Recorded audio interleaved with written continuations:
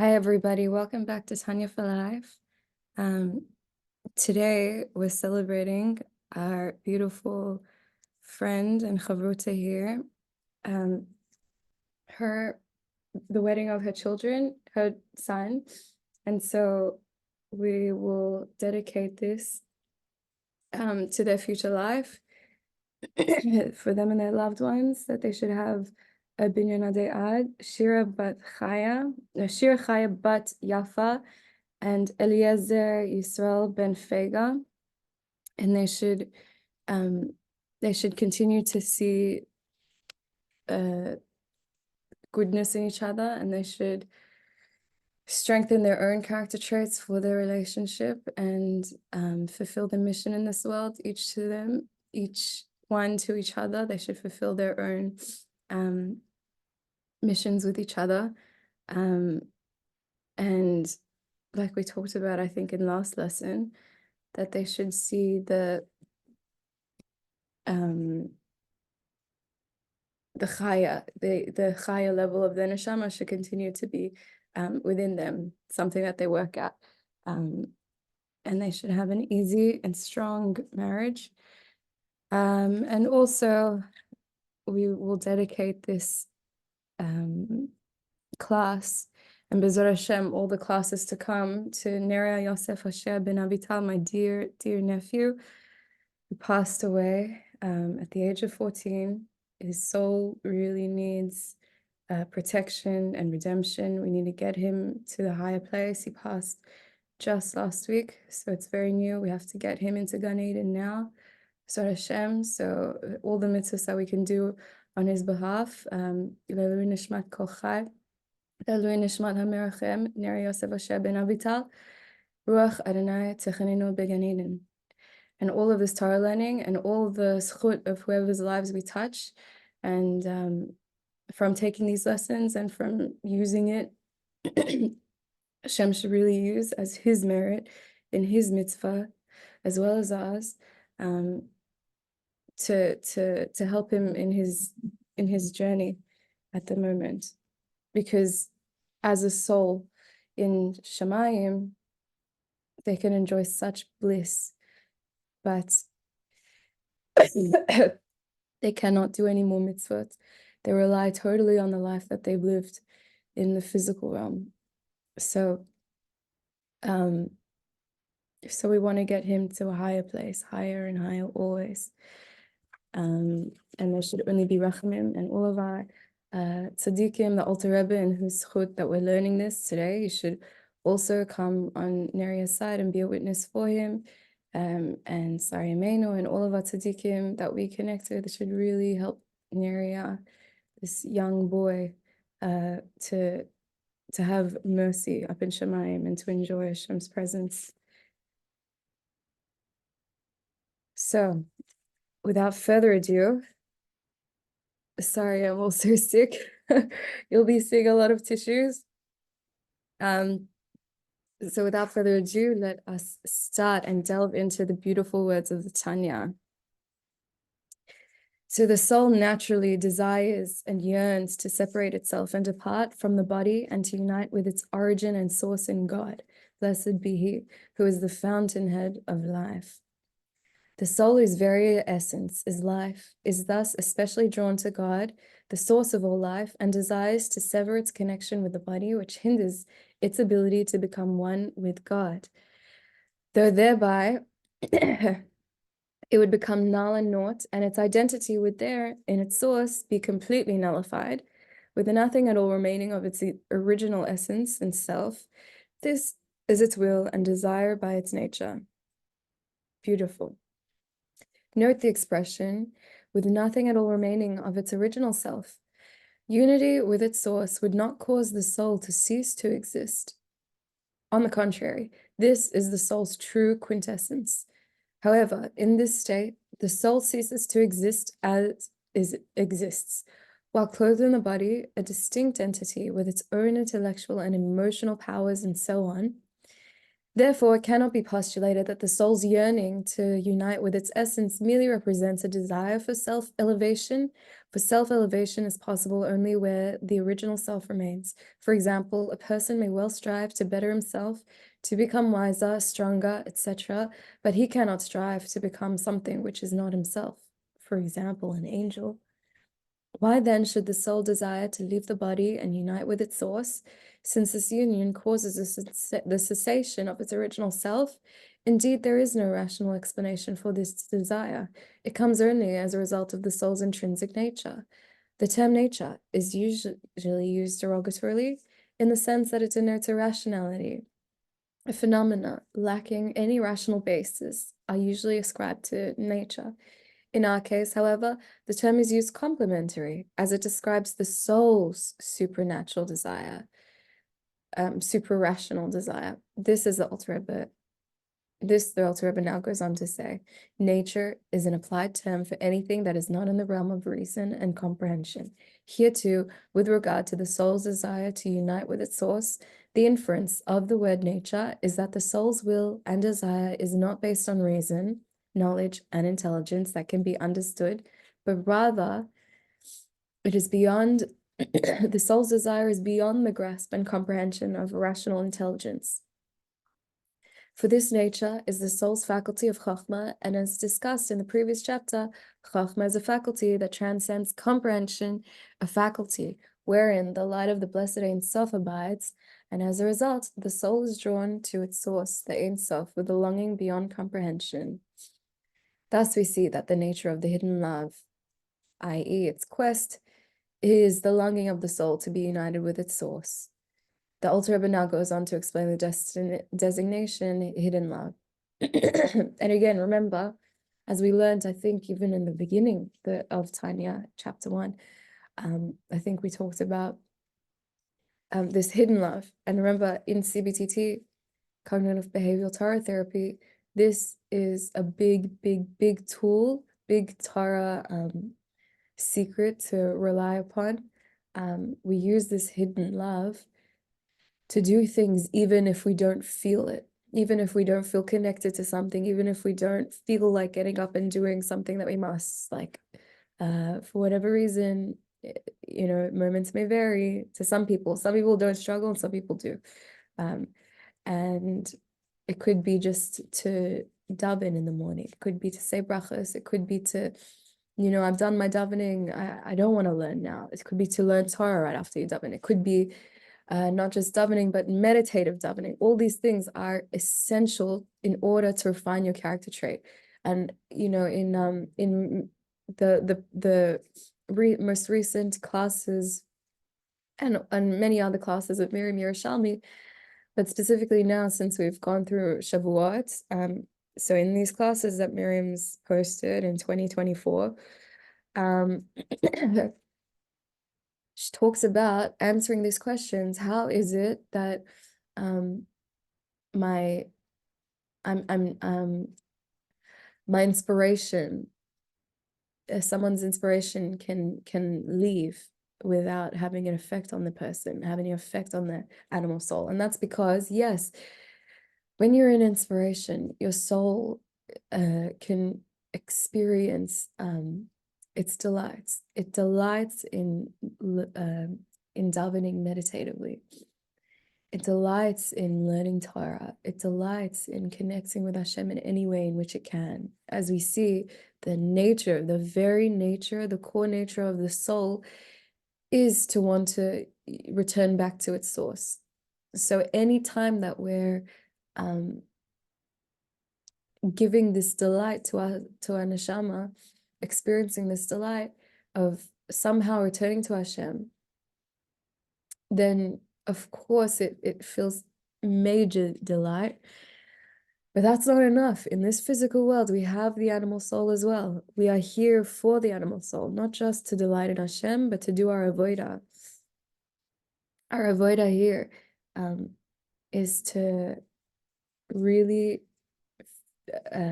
refine our animal soul so that we can get rid of. Refining our animal soul means that we pick up this beautiful gem that's been, you know, caked under dirt from deep inside the ground. This is our animal soul, deep inside the ground, with so many obstacles and barriers, crusted layers of crust, completely surrounding it.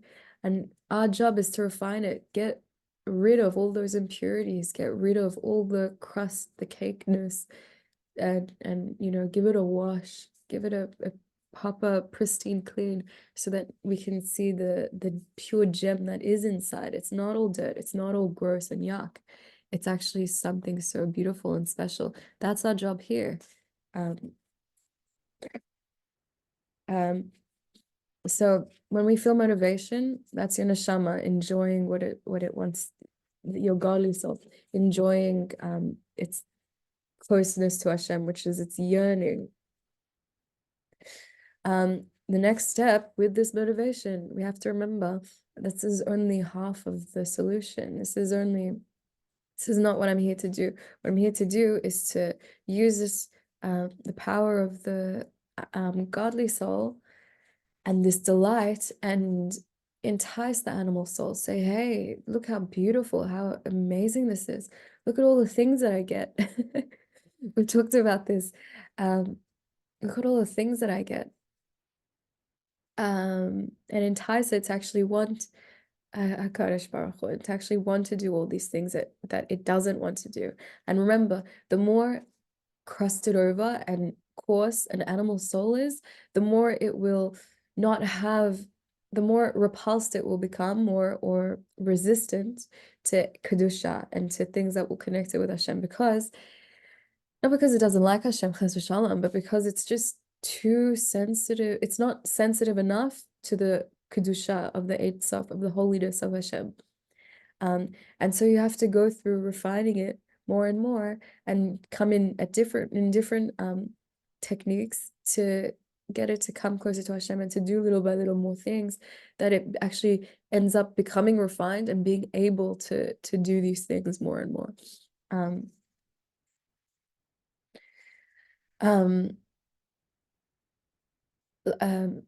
Wow, there's so much. So for example, like we learn a davening, when we daven meditatively, we are cushioning our body, our physical body. We're cushioning our body with the fiery words of davening, and this takes away the coarseness, a lot of the coarseness, so that our body can become a place for the soul to abide, right? Until we daven, our neshama is not fully integrated into our body, okay? So it waits at the nose, at the nostrils, and then it comes into our body with our davening. And after our davening, meditatively davening helps to bring all of the strength of the Kedusha, and it makes it smaller by going through the throat, and it comes down into the heart in a way that it goes through some sort of refinement. Okay, that's what meditation does. Meditation chops up all the big pieces of Kedusha, all the big pieces of things that are too much to receive through, right? If you look at the throat, it's much narrower, and everything we were receiving from up here has to be chopped down into and crushed into small pieces, so that it comes down like as if to a child, like a carrot that has to be pureed and chopped down, boiled and cooked, so that it could come down to meet the child on its level. Our animal soul is like a child, and it needs us to meet it on its level, okay? We cannot expect, no matter how great we become, we cannot expect our animal soul to be a mature adult. And although it can, it will go through refinement, and it will get higher and higher, it can always become coarse again, because it's so easy to become coarse in this world. Just doing the mundane, just going to the bathroom, where, being awake, walking around, eating, drinking, sleeping, just even the basics necessities will cause it to coarsen again. And that's what we learned about in chapter 4, was it? I don't remember what chapter it was. We learned about klipat noga, which is where the animal soul is sourced in. And as is the mundane world, klipas noga, that it is a klipa. It's not kedusha in its right, in itself, in its status. It is klipa, but it's not evil klipa. It's mundane klipa. So in order to elevate that klipa, we have to attach it to a godly service, right? And we have to be aware that we're attaching it to a godly service. But even then, it's not enough to pull us out and into kedusha enough. We have to go extra mile. We have to do Torah and mitzvahs. We have to do things that are purely kedusha, and that will help get us the other way. But so I'm saying it's very, very, very easy for our animal soul to become coarse and coarse and coarse. And remember, with the coarseness of the animal soul comes the coarseness of our character traits, negative character traits that will come out through our thinking, through our speech, and through our behaviors. So if we were wanting to work on ourselves, this is really so integral to understand, to get to get to the highest, like to reach higher heights, to get to the true you. So one of the tools when we're doing this davening, for example, if the animal soul is so coarse, and it's not to judge yourself. If you don't have to judge yourself, why is it so coarse? Why don't I want to daven? It's fine. There's so many reasons. It doesn't matter. It's all okay. You don't have to cause yourself a salat barosh, as Miriam says, trying to figure out all exact reasons. I've been there, done that. And that can lead down a spiraling road, as it has for me, because all of that is not important. All of that is intellect, and it's extremely easy for the Yetzer Hara to grab a hold of the intellect, especially if we are not doing all of these things. So forget all the reasons, just focus. This is a time for saving yourself. It's an SOS. It's really a time of urgency.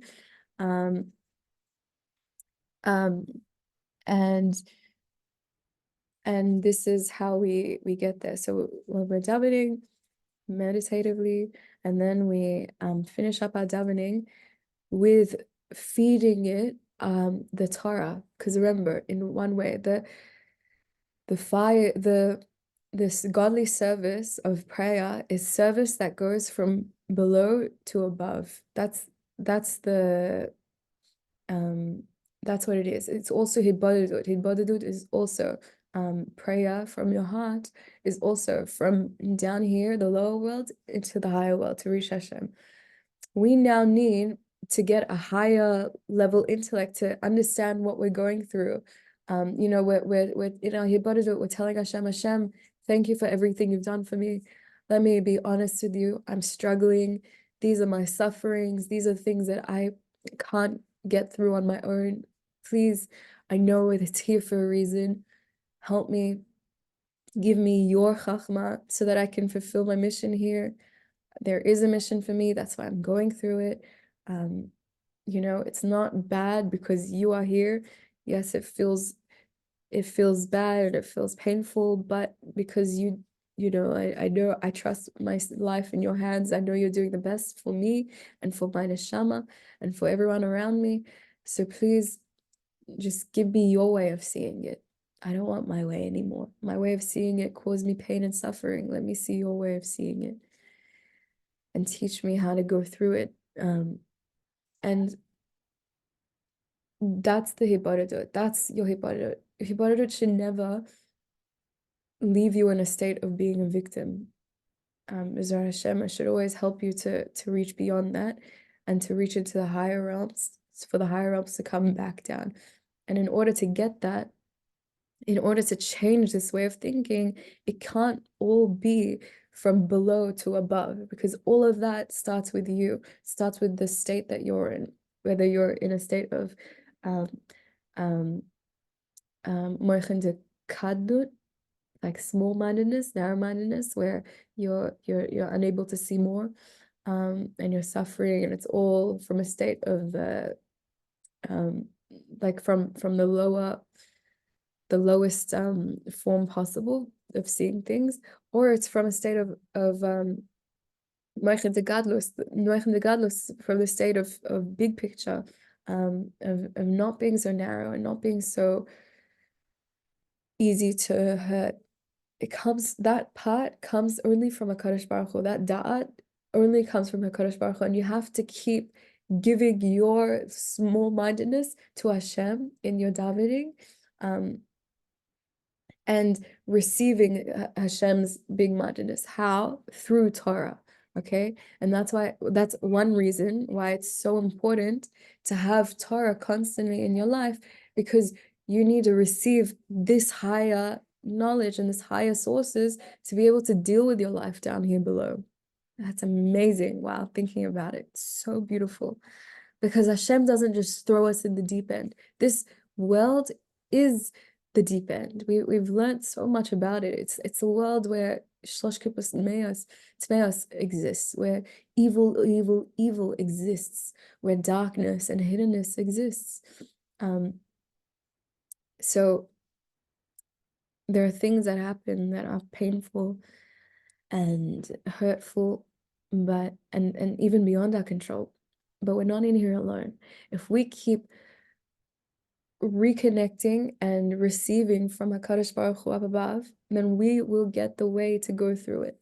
And we'll even, B'ezras Hashem, be able to transform what needs to be transformed and elevated, and cover and not engage in things that cannot be engaged in, that are not okay for us to engage in, and will bring us down. So chas v'shalom. So this is something so beautiful. Another point, another reason why it's so important to learn Torah.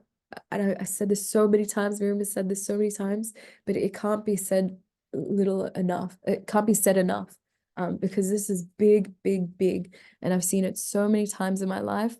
A person must always learn Torah right after they daven, in any capacity. If they daven from the tziddur, if they daven from their heart, like a hippodot, whatever the davening is, when you're connecting from this lower level service up to Hashem through prayer, you're refining your body to receive HaKadosh Baruch Hu, but I mean, not to receive, you're refining your body to receive your soul powers. Amazing, beautiful. Don't let it stop there. You have to continue into learning Torah, and learn Torah out loud, learn Torah with your senses if you can,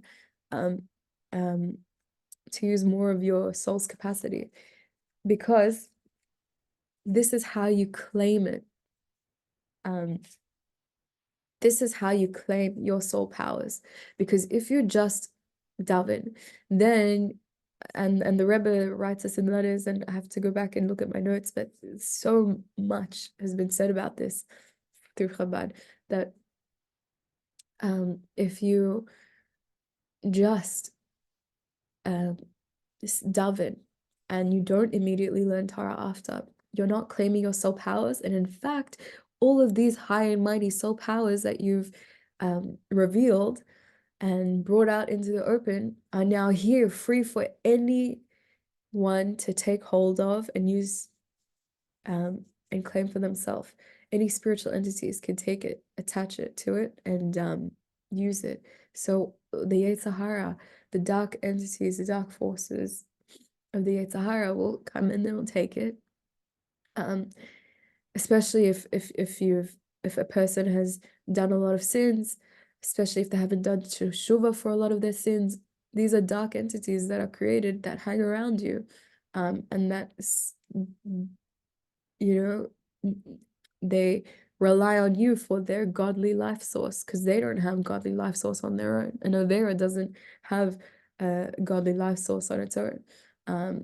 And this they talk about also, especially like with chas v'shalom, zer levatala, spilled seed. By the way, spilled seed is also the same for your mouth. Spilled seed is Zera Lavatala is also reference to speaking for no reason. So when you do these things, and then you're creating these spiritual entities that need a spiritual life source, and they suck it from you, and a person can become so depressed and so unburdened spiritually. They don't have the strength within themselves to get out of it. They need the strength of a Kadosh Baruch Hu. They need the strength that comes from other people around them who can pray for them, not take them seriously, all the negative that they hurl at them, and instead pray for them. We've done lots of that compassion, that empathy, and really pray for a person like that and try to think good things about them, because that will help to relieve their spiritual burden. They really need help, and most people don't know what they're doing that hurts them. And like Gedalia Fenster, for example, is someone I find his Torah is so enlightening, because he's not afraid to tell you what you're doing that's getting in your way. And so part of what I've learned, like this Zera Labatala, creating these spiritual entities, I've heard it from him, I've heard it from Avi Fishoff as well. These are real issues, and a lot of the time a person may be experiencing things in their midot that they can't control, and it's not getting better or whatever, and then they give up, and it's wrong to give up, and it's wrong to judge yourself for what you're going through, because sometimes it's you and sometimes it's other entities, sometimes it's not you. So don't judge yourself. Always have an open heart to yourself, of unconditional love, because Hashem has that with you no matter what. Hashem is literally giving us life force even in the midst of doing a sin, and that, the Rebbe says, is cause for you to have joy even while you're sinning. Instead of being depressed, you should try to avoid depression at all costs. Not at all costs. You should try to avoid depression with all the strength you have. And that is only by learning to see yourself in a good way, learning to see yourself as Kadosh Baruch Hu sees you, with unconditional love, and with kindness, and with compassion, and with forgiveness, and with understanding. Hashem knows you better than anyone. He knows all of this that you're doing, and it's part of your service, and he'll help you. And this is part of how he'll help you with this Torah that we're learning here, is start, like, push yourself into praying meditatively, doing Hibodedut, and then immediately after, always seal all of your soul powers that you've revealed with the fire, the waters, the calming waters of Torah. Whatever Torah you want to pick up, learn, read. I've even been advised, if it's too hard, if I'm on a time crunch, or for whatever reason I'm not able to do the whole of davening, it's better, and Torah learning, it's better to cut your davening short and learn more Torah. That's the advice that I've been given, and Baruch Hashem, it does help a lot. That you should cut your davening smaller, but always trying to get back to doing the whole thing. Of course, always trying to get back to doing the whole thing, but always learn Torah. If you don't have enough time, crunch down on the davening. Make sure you do the basics, what you have to do, and then do some Torah learning. You don't have to do hours and hours of Torah learning. Sometimes only all that I can get to is a paragraph here, a paragraph there, and it's so important. As much as you could do it, as much as you could add it into your life, even after even while at your meal, at your table, to learn some Torah. Even if it's just a verse of Torah, whatever it is, it's so important, because this will claim your soul powers, and this will also give you Hashem's seichel. And also, for after we leave this world, all of the Torah that we learned stays around us as spiritual entities, and it protects us. It actually, first of all, during our lifetime, it acts as a guide. All the Torah that we've collected, it acts as a guide to see clearly, like to put on the glasses of vision, and it acts as like angels telling us, oh, don't go this way, this is unsafe for whatever reason, go this way, this is the way you should go. So it's and don't listen to this is what's right. This is the voice of the Torah. As we accumulate more and more, we could start to see right from wrong, decisions to be made,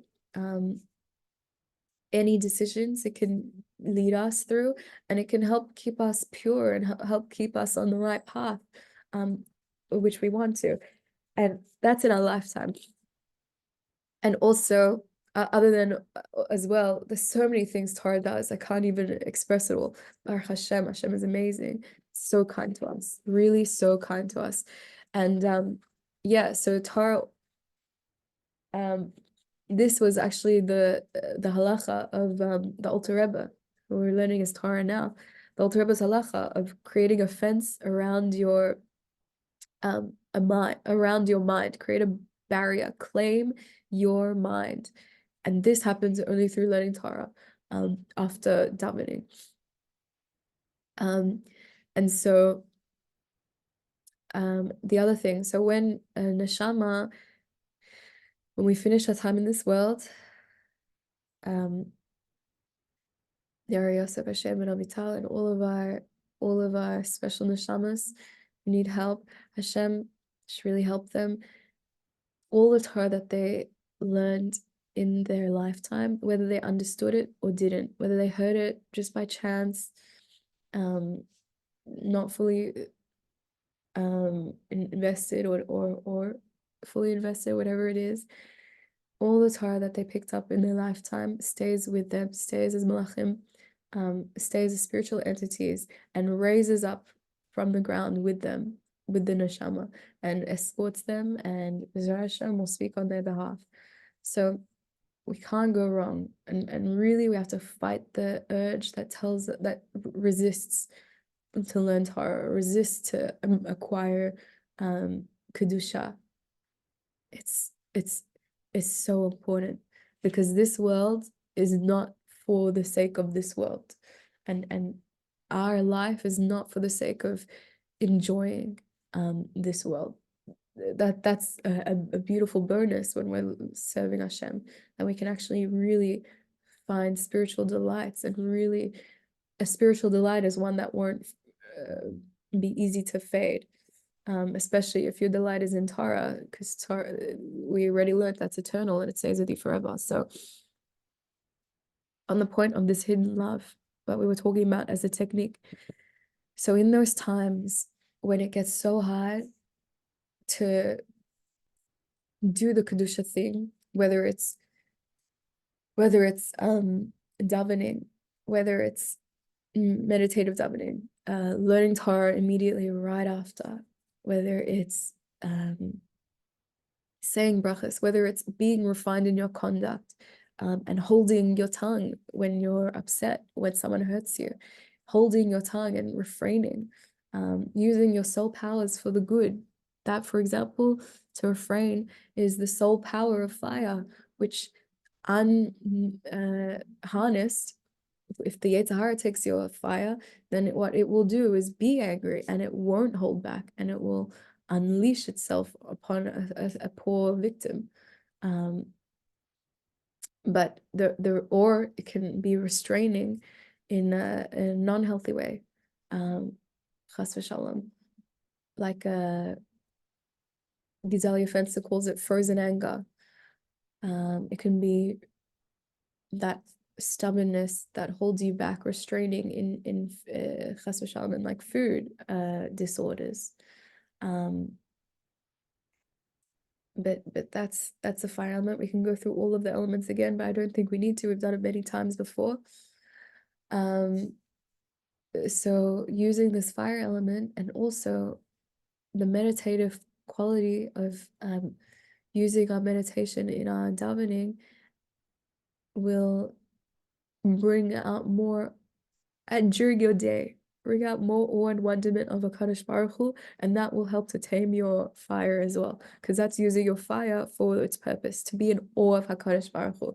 This is why Hashem gave you this fire element, that you could connect with him in awe of him, and respect and admiration for him, and connect the dots that that you could see him even when someone else may not, or when it is easy not to see him.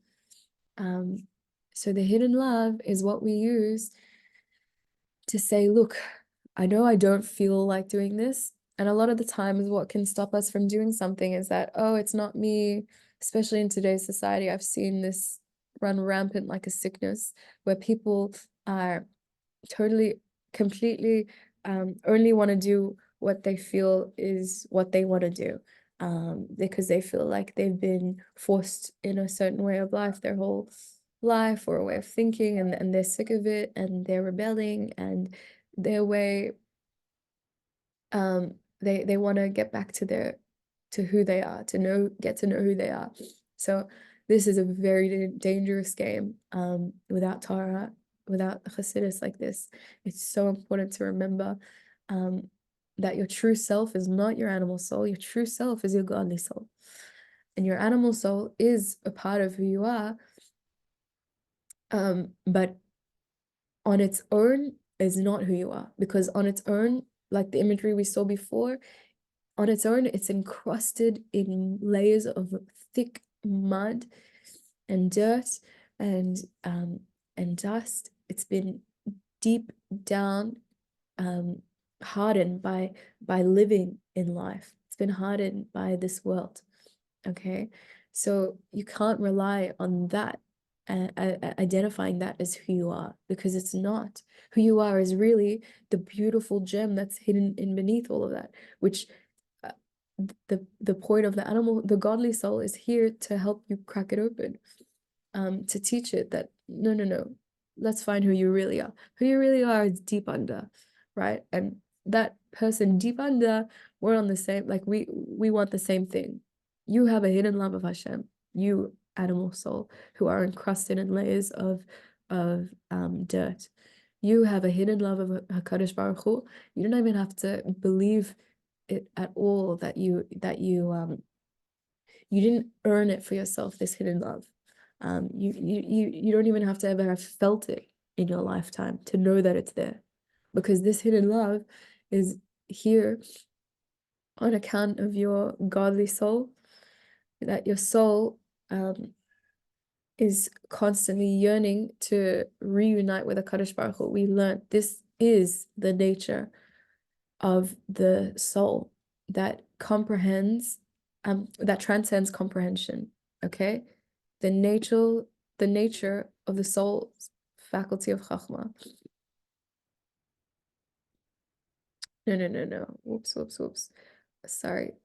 Yeah. So the nature of the soul's will and desire.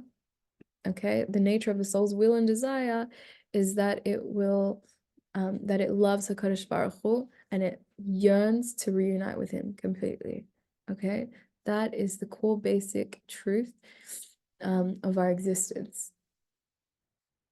And coming to who we really are is utilizing that love and making it more present in your everyday activities, in all of your mitzvot, in everything we've talked about, everything we've done so far. That the and also this hidden love is also a inherited gift that has been passed down from generation to generation from our ancestors, from Avraham Avinu, who instilled this love in every single neshama of us, because we were all part of his neshama. We are his children. So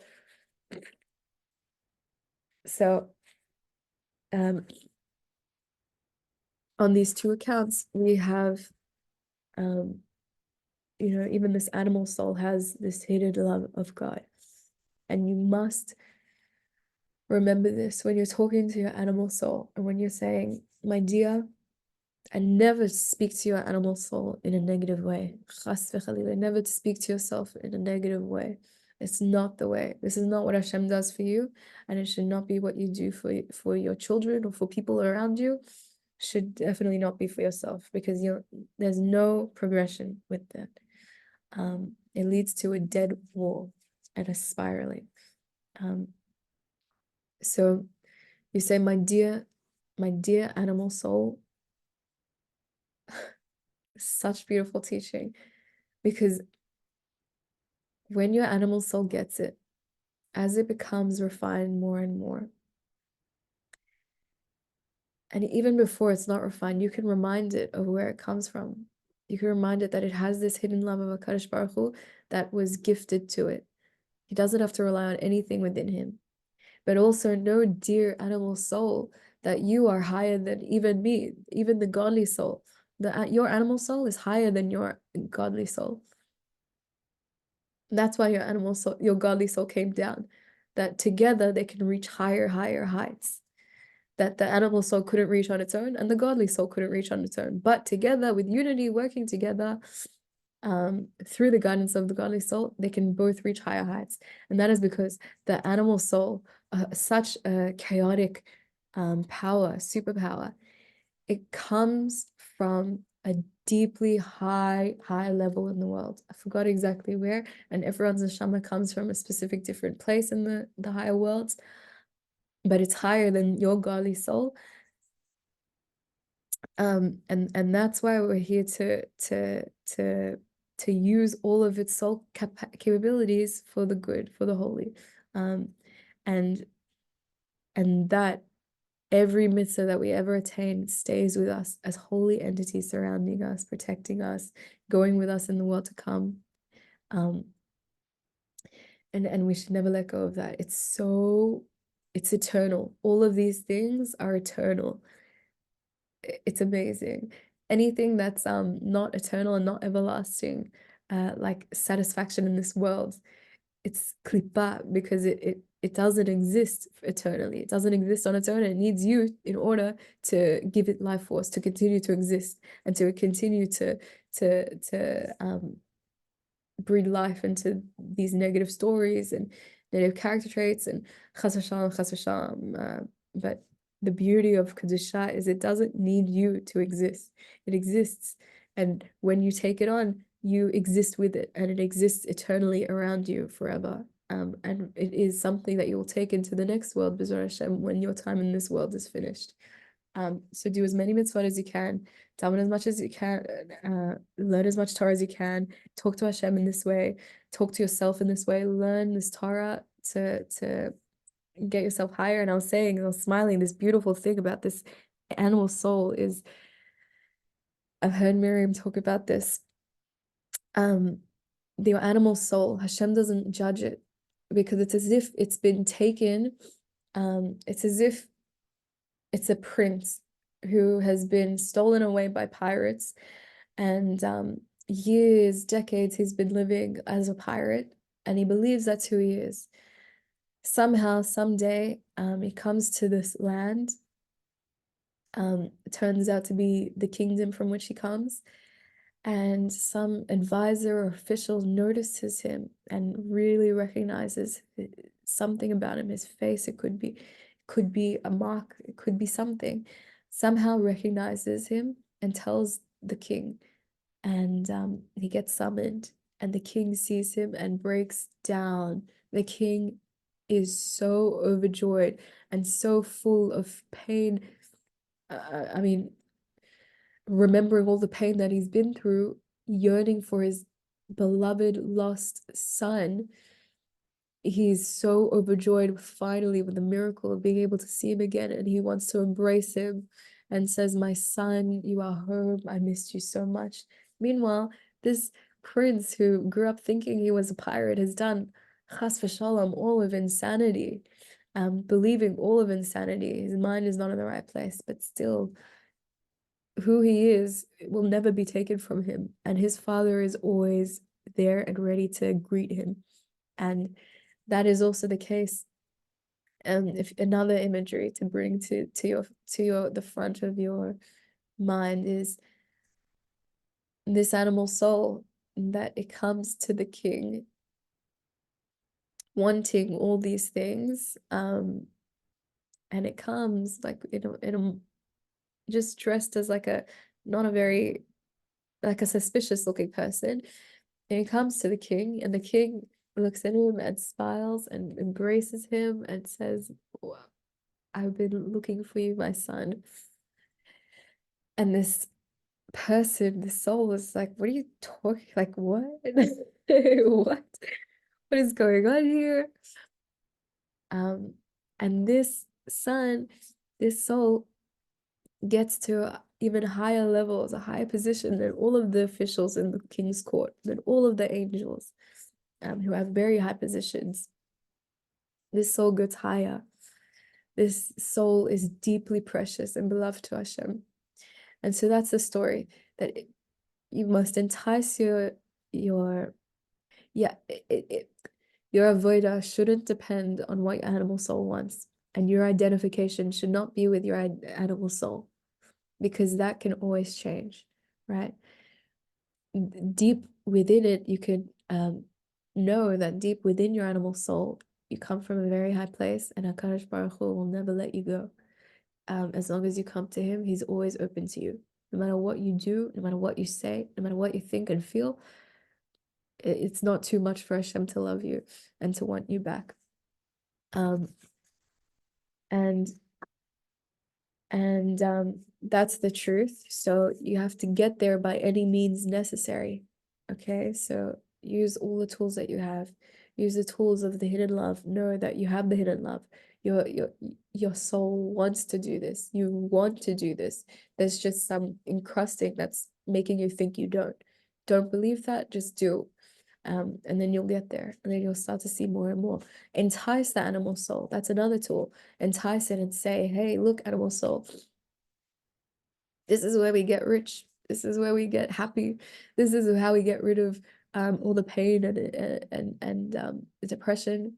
Let's do this, and put yourself into this routine, learning davening meditatively, doing it, and immediately after davening, pray. Immediately after Hibodedut, or not pray. Immediately after davening, learn some Torah. Immediately after Hibodedut, learn some Torah.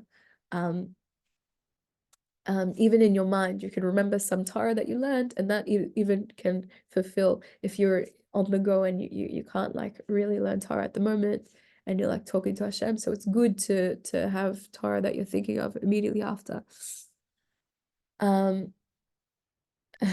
Yeah, and I really hope this helps. We spoke so much, we didn't get so far in the Tanya, and I remember we've actually repeated this part of the Tanya for whatever reason. Hashem decided this is what my nephew needs to hear, needs this Torah, he needs right now. B'ezras Hashem, this is what B'ezras Hashem will help also our beautiful married couple today who are getting married. So Hashem, and again, I am only human. My words are not perfect, and my brachot are not perfect, but Hashem should really, I open the door for Hashem to come in and to give the perfect brachos for them, and this beautiful married couple to give the perfect protection and guidance and help for them, and as well for my nephew, Neriya and Avital, that Hashem should really give him whatever brachos that he needs. And let me just, in honor of Neriya and Avital, so Le'ilui Nishmat HaMerachem Neriya and Avital, Ruach Adonai Techanenu B'Gan Eden, Baruch Ata Adonai Eloheinu Melech Haolam, Shehakol Niha B'Dvaro.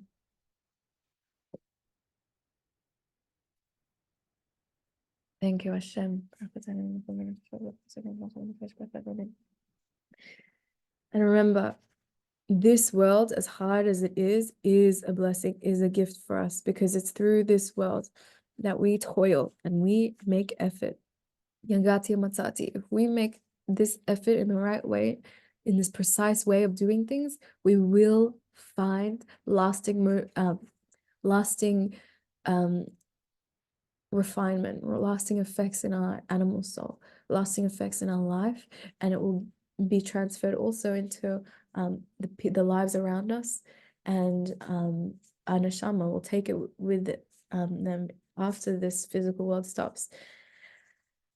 Try to do as many mitzvahs as you can. Try to refine yourself as much as possible. Try to live your mission in this world. Part of your mission in this world is to refine your animal soul, so that your animal soul itself also becomes a dwelling place for HaKadosh Baruch Hu, that you become a dwelling place for HaKadosh Baruch Hu, your house becomes a place for HaKadosh Baruch Hu, the world becomes a dwelling place for HaKadosh Baruch Hu. This is part of our mission, and to refine our character traits in order to get there in a godly service. So remember, when we leave this world, the neshama, the beautiful neshama that we are, has stains that it picked up in this world, because even just living, breathing, it's klipas noga. So these stains have to be separated from the soul. It could be a very, very painful process for a soul, and a soul has no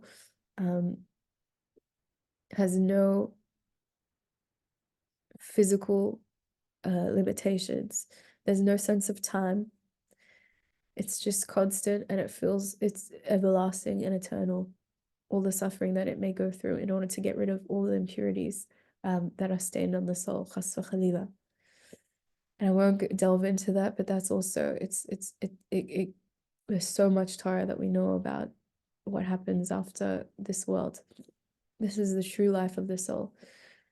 So whatever mitzvot you've done, whatever purification you've done, whatever holiness you have, stays with you.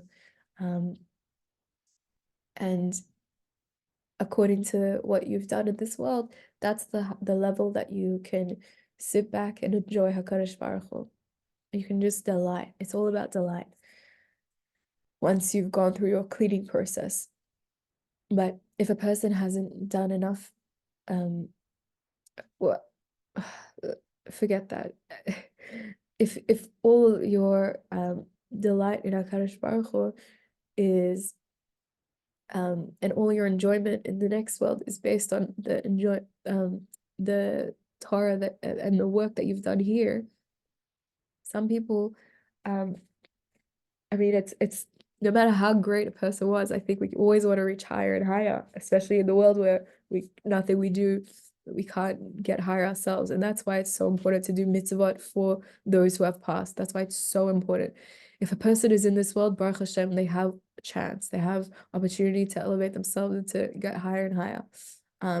But in the next world, they're totally dependent on this world. And that's why anytime you say a bracha on a piece of food or fruit, you don't know, there may be a neshama inside of that fruit, inside a neshama in that piece of food, or in your clothes, or in something somewhere around you, that you can elevate by saying the right bracha, by using it for a godly purpose in your avodas Hashem, and that helps them to enjoy a higher level of going up a higher level. Otherwise, they stay stationary, and that's not lovely for anyone, I think. So we should, all of our loved ones, all of our ancestors who passed,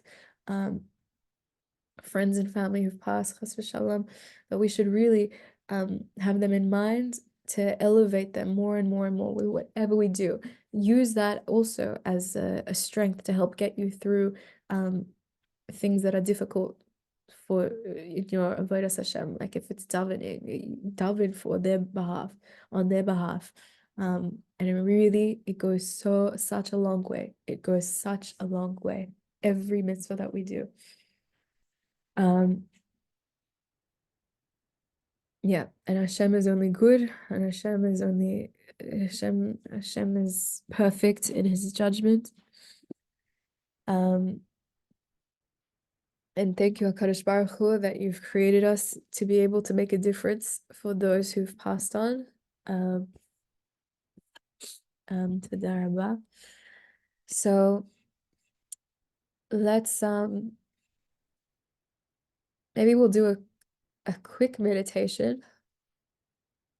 We'll do a quick meditation, just one to get ourselves relaxed in our body and allow what we've learned to take hold more and last longer. Okay, so I invite everyone to breathe in, breathe out forcefully, breathe in, breathe out forcefully, breathe in.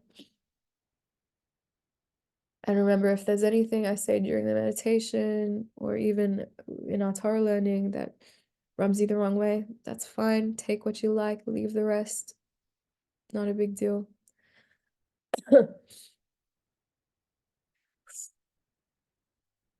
Okay, and now as you breathe out forcefully, let go of any tension you feel in your entire body. Checking in on all parts of your body, your back, your toes, ankles, your legs, your pelvis,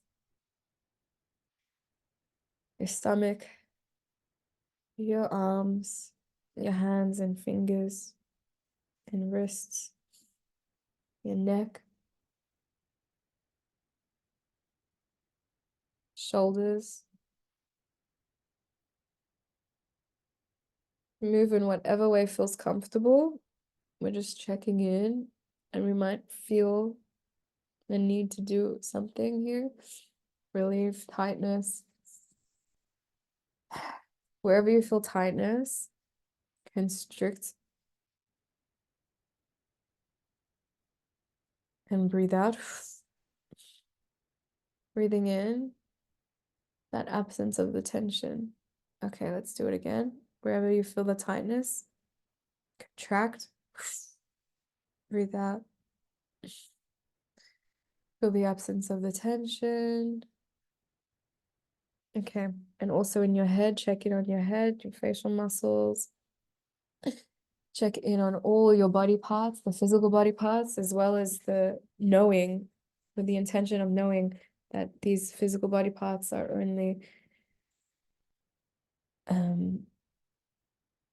custom designed for your soul, to contain the powers of your soul. So your hearing, check your hearing and your sight, your mouth, which speaks and allows entrance into your body, your nose that smells and breathes, your mind that thinks and understands and comprehends, your heart that feels,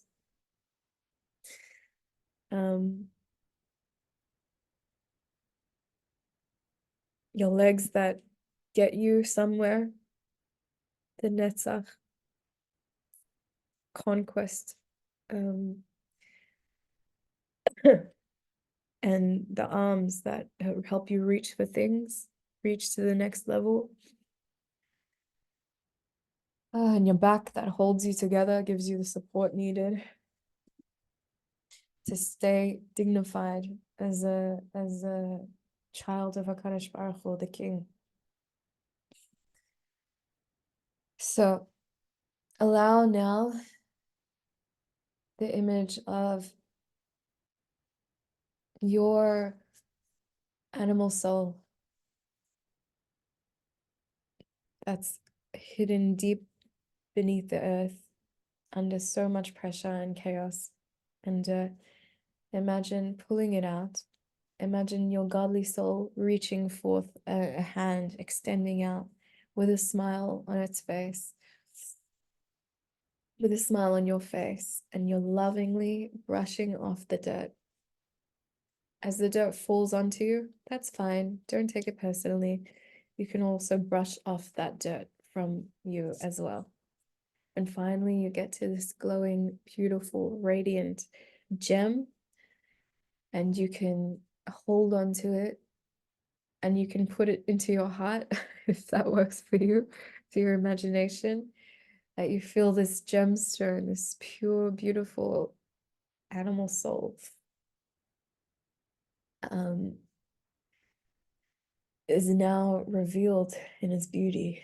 You imagine this animal soul returning to HaKadosh Baruch Hu, its Father in heaven,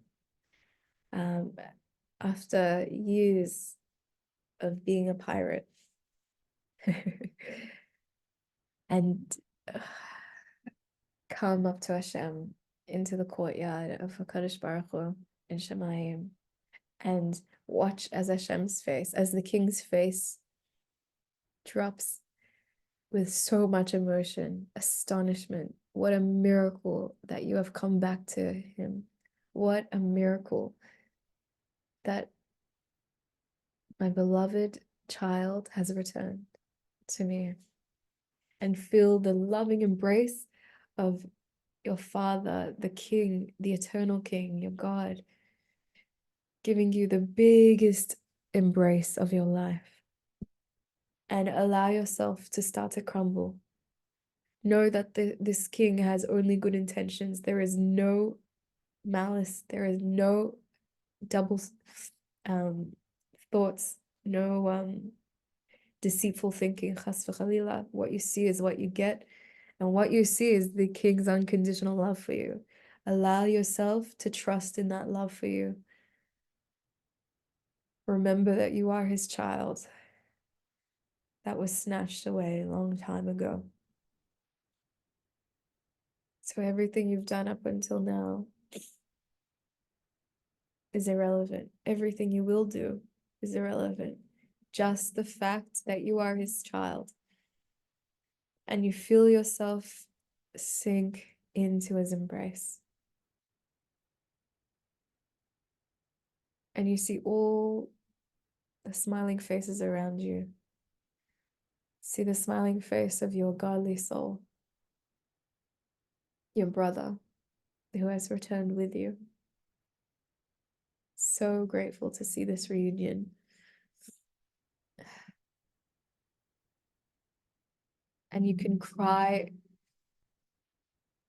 and you can allow all the sadness, the deep sadness, to come out and to be replaced with deepest sense of gratitude and joy at finally reuniting with your Father, who loves you unconditionally, a love that you've never known until this point, a love that can save the world, a love that is so astounding, astonishing, and so strong, a love that is unconditional. And you feel in your heart, this animal soul feels in their heart, a replica of this love from God, this unconditional love. It's been hidden away deep inside its core. And now imagine as this core love is coming slowly, more slowly out to the surface, and it bursts through. And all the tension that existed before completely melts away. All thoughts and feelings and actions and speech and words, just everything melts away. Nothing is important in this moment but this reciprocal love to HaKadosh Baruch Hu as he embraces you and accepts you as you are.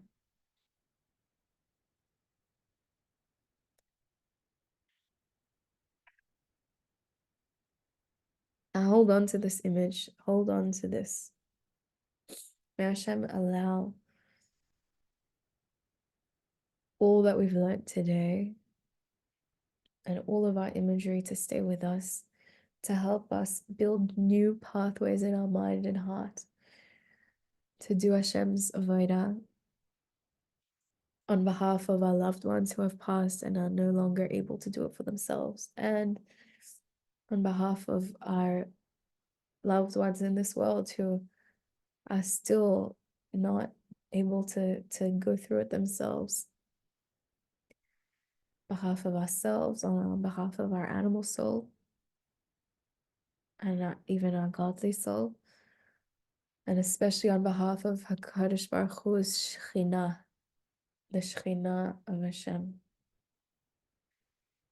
that it longs to yearn to her husband. It longs to yearn back to HaKadosh Baruch Hu.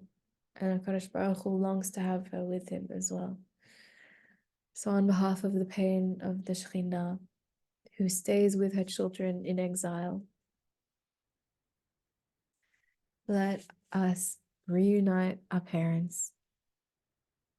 Shekhinah and HaKadosh Baruch Hu. Let us reunite our animal soul with HaKadosh Baruch Hu, with our Father in heaven. And let us be bigger, be much, much bigger than all the clipper of this world, than all of the negativity in the world, and even over the negativity of others, whom even mean so much to us. May we not forget this. May we see them also as lost pirates, snatched souls from their Father, who is loving them unconditionally as they are, even in what they're doing. So you can extend some of this love, this unconditional love that you're feeling from HaKadosh Baruch Hu. Borrow it, use it for those around you, use it for yourself. You don't have to rely on what you have in yourself. You can rely on what Hashem has. And with that, we shall finish here. Thank you for joining us in Tanya for Life.